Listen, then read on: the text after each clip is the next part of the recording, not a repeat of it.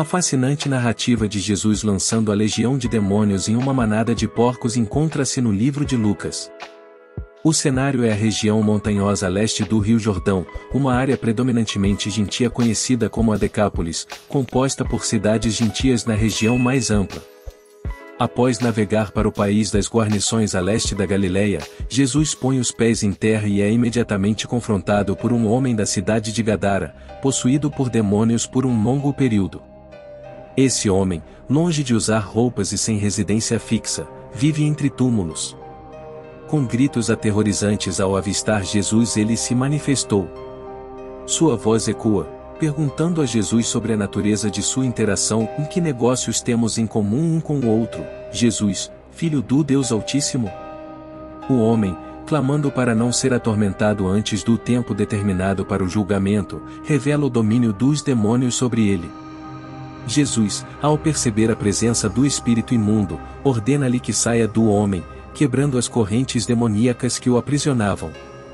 Este relato, encontrado em Lucas 8 versículos 26 a 29 da Bíblia, destaca a resistência do homem possuído, que era mantido sob guarda com correntes e algemas, mas conseguia rompê-las, sendo levado pelo demônio para o deserto. Esta descrição detalhada representa um dos casos mais intensos de possessão demoníaca na Bíblia. O homem, há muito tempo sob a influência de um demônio, vive como um selvagem, desprovido de roupas e morando entre túmulos, desafiando as leis e costumes judaicos. Seu destino é o deserto, guiado pelo demônio que o domina. O homem, com características de possessão clássica, exibe poderes sobrenaturais, rompendo correntes e correndo em direção à autodestruição. Seus gritos ecoam incessantemente entre as tumbas e nas montanhas, enquanto ele se fere com pedras afiadas. Noite e dia, sua angústia se manifesta de forma incontrolável, revelando a extensão do tormento que o demônio inflige sobre ele. Anteriormente residente da vila, o homem foi expulso devido a seu comportamento errático. Acusado de possuído, as correntes e algemas eram medidas preventivas para evitar que ele causasse danos aos outros, mas suas habilidades sobre-humanas sempre o libertavam. Eventualmente, a comunidade decidiu banir o homem para o cemitério local, onde, desafortunadamente, ele continuou a prejudicar a única pessoa que podia, ele mesmo. Nesse relato, encontramos não apenas a demonstração do poder de Jesus sobre os demônios, mas também uma representação vívida das complexidades e tragédias que podem acompanhar a possessão demoníaca. O homem, uma vez integrado à sociedade, sucumbe à influência maligna, tornando-se um par isolado em meio a túmulos, testemunhando sua própria destruição enquanto clama por libertação. A narrativa bíblica descreve a possessão demoníaca de maneira tão intensa que se assemelha à condução de um cavalo por seu cavaleiro ou ao remo de um navio por sua tripulação, o que caracteriza a total falta de domínio do homem por si próprio. Nesse contexto, encontramos Jesus não buscando ativamente o homem possuído, mas, intrigantemente, o homem sendo atraído em direção a Jesus. A imagem que se forma é a de alguém incapaz de se libertar, enquanto Jesus, detentor de autoridade plena sobre o espírito impuro, enfrenta a situação. O diálogo revela a natureza do conflito, onde o espírito demoníaco dentro do homem súplica para não ser atormentado. É crucial destacar que o demônio não desejava abandonar o corpo que habitava. Aqui, mergulhamos no fenômeno da possessão demoníaca, onde um espírito demoníaco reside em um corpo humano, muitas vezes manifestando sua própria personalidade através do hospedeiro. Enquanto reconhecemos a realidade da possessão demoníaca nos dias atuais, é fundamental exercer cautela para não ignorar a questão nem dar uma ênfase desproporcional à atividade demoníaca. A Bíblia não nos oferece informações detalhadas sobre como alguém se torna possuído por demônios, mas adverte contra práticas supersticiosas, jogos, espiritismo, magia e outras atividades ocultas que podem abrir portas ao engano. Muitas vezes, as pessoas se envolvem em práticas ocultas porque percebem resultados aparentes. Infelizmente, por trás desses resultados, está muitas vezes um espírito demoníaco manipulando e enganando. Os demônios buscam habitar corpos como uma forma de atacar Deus, desejando usar os indivíduos como armas em seu ataque. Além disso, atacam os seres humanos como uma forma de desprezar a imagem de Deus, tentando rebaixá-la e distorcê-la. Enquanto os demônios têm como objetivo distorcer a imagem de Deus nos cristãos, suas táticas são limitadas, pois foram desarmados pela obra de Jesus na cruz. A obra redentora de Cristo, como destacado em Colossenses 2 e versículo 15 da Bíblia, triunfou sobre as forças sobrenaturais do mal, os despojou e os expôs publicamente. Embora os demônios possam enganar e imitar os cristãos, prendendo-os ao medo e à incredulidade, sua derrota é evidente. A ironia se manifesta quando o homem possuído implora Jesus para não ser atormentado, sem perceber que sua vida era frequentemente atormentada pelos demônios que o dominavam em corpo, mente e alma. A interação culmina com Jesus perguntando o nome do homem, e a resposta revela a presença de uma legião de demônios. Essa legião, representando muitos demônios, implora continuamente para não serem ordenados a entrar no abismo. A história atinge seu ápice quando Jesus concede permissão para os demônios entrarem em uma manada de porcos. A cena é dramática, a manada corre ladeira abaixo até o lago, onde se afoga. Essa ação simbólica evidencia o poder de Jesus sobre os demônios, resultando na libertação do homem possuído. Este episódio não apenas destaca o confronto entre Jesus e as forças malignas, mas também enfatiza a soberania e autoridade do Filho de Deus sobre todas as forças espirituais. Ao inquirir sobre o nome do demônio, Jesus buscava não apenas obter autoridade sobre a entidade maligna, mas também compreender a totalidade do problema que assolava o homem possuído. Os exorcistas judeus de sua época acreditavam que conhecer o nome do demônio era crucial para exercer controle sobre ele. No entanto, Jesus, em sua divina autoridade, não recorreu a tal prática supersticiosa. Sua autoridade transcendia as limitações das práticas da época. O diálogo entre Jesus e o demônio revela um entendimento profundo e uma autoridade que vai além das superstições contemporâneas. Jesus questiona o nome do demônio não por necessidade, mas para compreender a complexidade da situação. A resposta revela que o homem não estava possuído por um, mas por uma legião de demônios. Uma legião romana, por sua vez, consistia de 6.000 homens, sugerindo a presença de um grande número de demônios no homem. Os demônios, reconhecendo a autoridade de Jesus, imploraram para não serem ordenados a entrar no abismo, um lugar descrito em Apocalipse 9 versículo 11. Este abismo é apresentado como uma prisão para certos espíritos demoníacos, governado pelo anjo do abismo, que é chamado por Abaddon em hebraico e por Apollyon em grego. A recusa dos demônios em serem presos no abismo ressalta sua aversão à inatividade, revelando sua natureza em se manter ocupado causando incessantemente o mal. O relato continua com os demônios saindo do homem e entrando em uma manada de porcos. Essa peculiaridade de os demônios habitar corpos de animais é também sugerida em Gênesis 3. A escolha dos porcos como hospedeiros é significativa, já que esses animais eram considerados não kosher, ou seja, não atendiam a um conjunto de regras que seguem as leis do judaísmo. Nota-se, entretanto, que os demônios não podem agir sem a permissão divina, evidenciando o controle soberano de Deus sobre suas ações.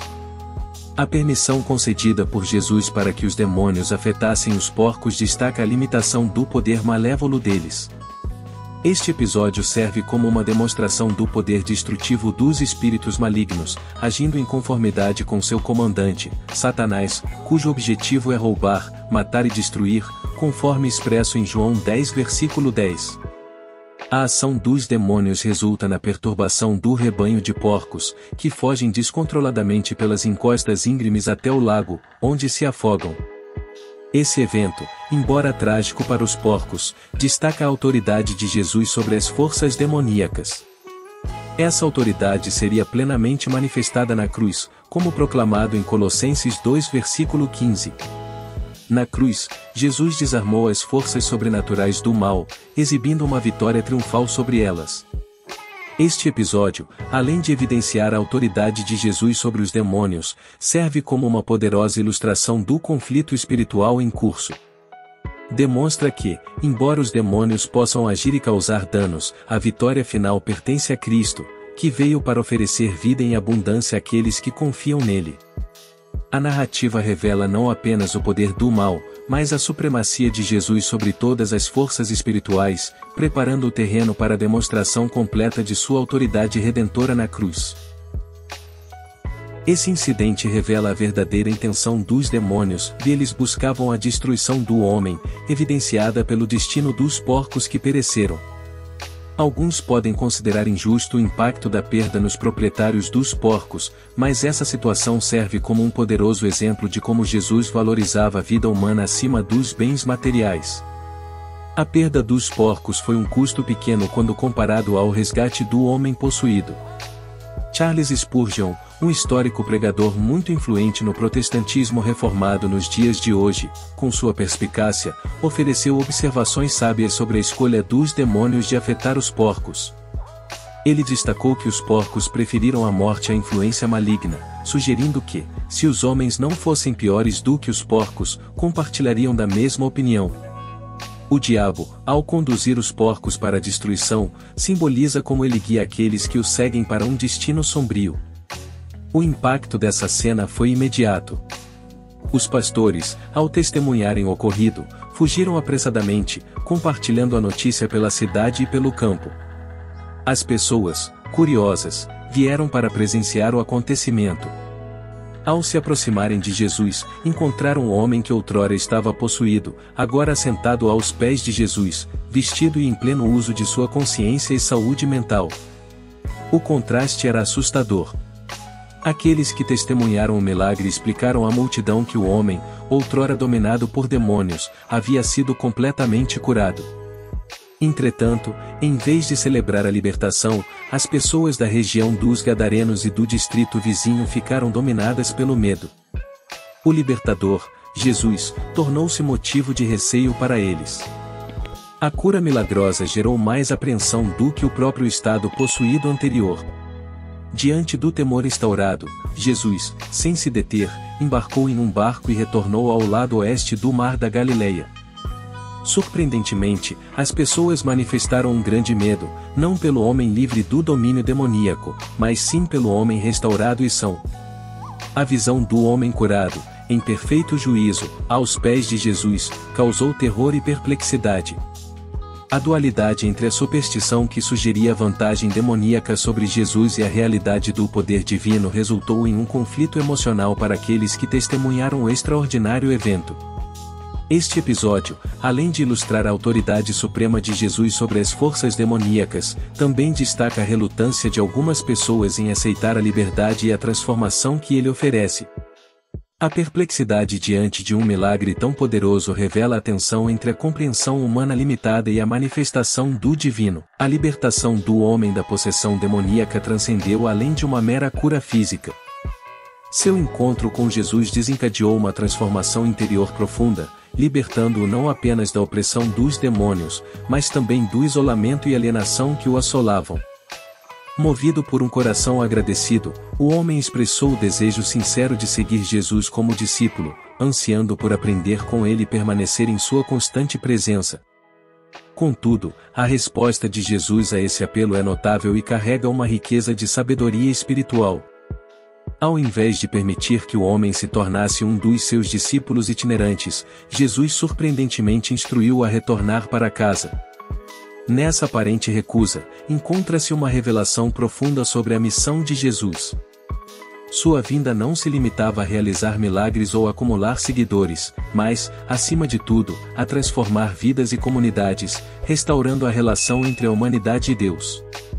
A decisão de Jesus revela que sua missão vai além da formação de um grupo itinerante de seguidores. Ele busca transformar vidas individualmente e, por meio dessas vidas transformadas, impactar comunidades inteiras. Jesus instrui o homem a voltar para casa e compartilhar as grandes obras realizadas por Deus em sua vida. Essa escolha estratégica reflete a visão mais ampla de Jesus sobre como a transformação individual pode gerar um impacto poderoso em um contexto mais amplo. Ao obedecer às palavras de Jesus, o homem libertado torna-se um mensageiro vivo do poder transformador de Jesus. Sua história de redenção se torna um testemunho vivo da compaixão e do poder do Filho de Deus. não é mais conhecido apenas como o homem possuído por demônios, mas como o homem transformado por Jesus, cuja vida se torna um farol de esperança e redenção para outros. Esta narrativa bíblica oferece lições espirituais profundas. Em primeiro lugar, destaca a compaixão inabalável de Jesus para com aqueles que sofrem sob a opressão das forças do mal. Ele não apenas liberta, mas também restaura e transforma vidas. Além disso, evidencia a batalha constante entre o bem e o mal, representada pela libertação do homem e pela reação da comunidade, ressaltando como as mudanças podem ser perturbadoras para aqueles presos à rotina e ao conforto do conhecido. Essa história também sublinha a importância de compartilhar as bênçãos e o poder de Deus com os outros. Jesus envia o homem de volta à sua comunidade como um proclamador das grandes obras divinas, enfatizando que nossas experiências de transformação não devem ser guardadas, mas compartilhadas para inspirar e encorajar outros na jornada espiritual.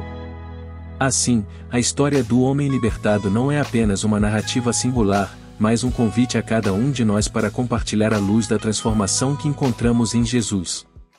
Assim como fez o gadareno liberto, também faça parte do Evangelho de Jesus nos ajudando a compartilhar a palavra de Deus. Deixe-nos saber aqui nos comentários como este vídeo impactou a sua vida. Seu like nos ajuda a saber se você gostou do vídeo e se inscrevendo no canal Bíblia Destacada, você se torna parte da nossa comunidade. Ela será ainda mais forte com a sua presença e o movimento em prol do compartilhamento do Evangelho do Senhor Jesus Cristo crescerá ainda mais. Que Deus te abençoe e te recompense pelo seu apoio. Nos encontramos no próximo vídeo.